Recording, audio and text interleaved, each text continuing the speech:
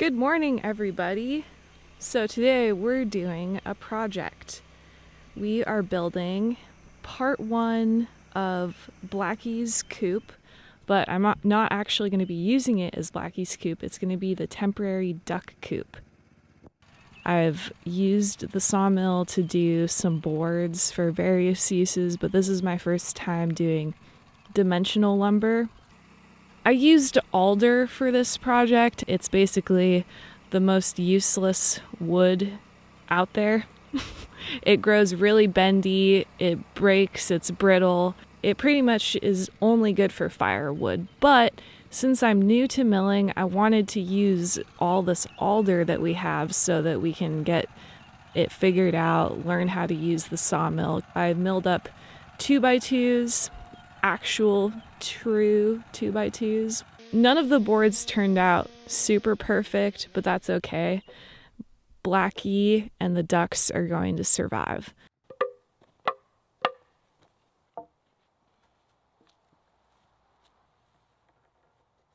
This is version 1 of Blackie's coop, and this is the run portion. And I'm going to turn the top part into a little small house, and then I'm going to surround it with a garden bed. And I'm basically copying the Williams-Sonoma chicken coop.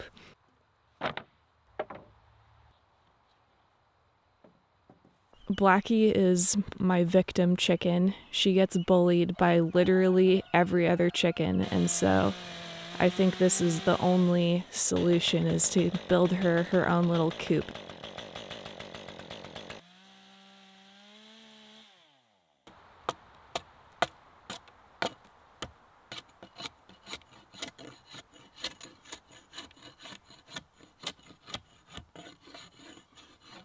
My two favorite construction tools are chainsaws and axes. I use my hatchet to debark the wood, and then I use my chainsaw to make square cuts instead of chop saw because I don't have a chop saw.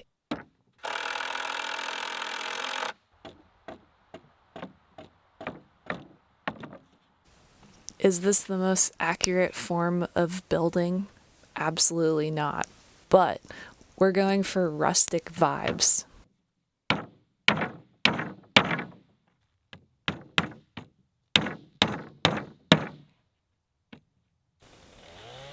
I used my trusty 201T to finish off the edges.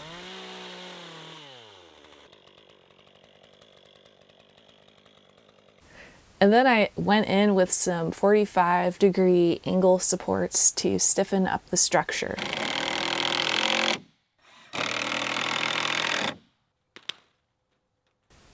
Next, I added 1/2-inch hardware cloth.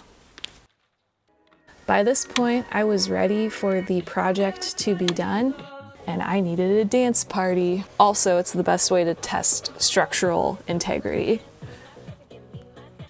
Last but not least, I got the door added on, and then it was time to put it into place. This is the turtle technique, a very effective way of moving large objects. We have absolute ducky freak out. They're such scaredy pants creatures. Okay, there you go. Go.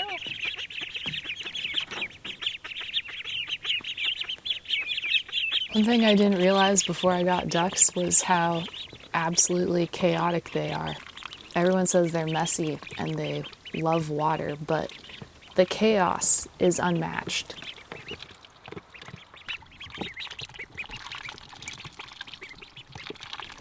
You probably didn't intend to watch raw, unedited duck videos, but here you go. It's just irresistible. Did you see that hop? That was crazy.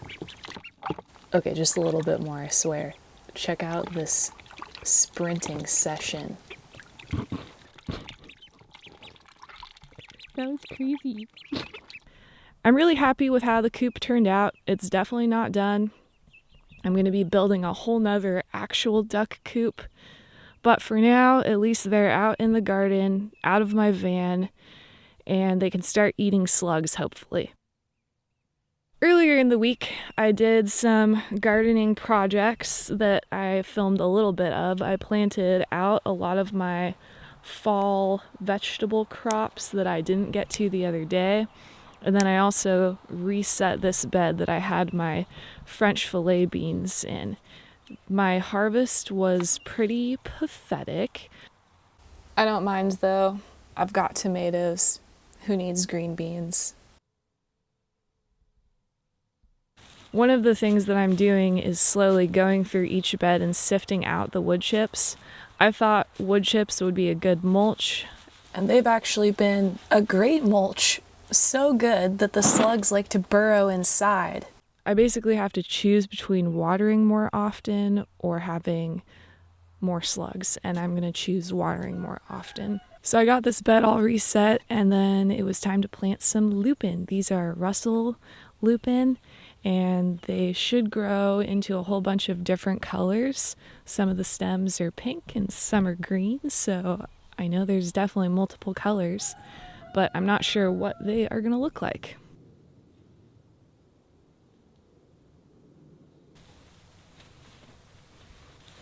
I started all of these from a single pack of seeds, and I think there's around 30 plants.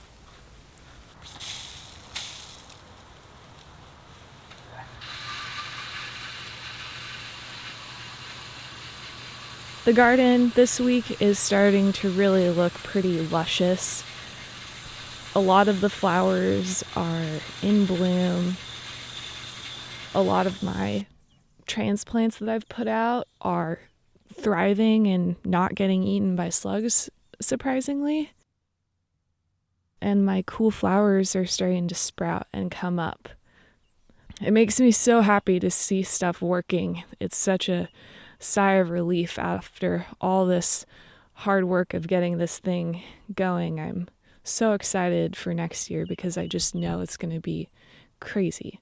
The fall and winter crops that I have planted are doing really well. So far, I've only found one cabbage eaten by a slug, so that makes me really happy and hopeful.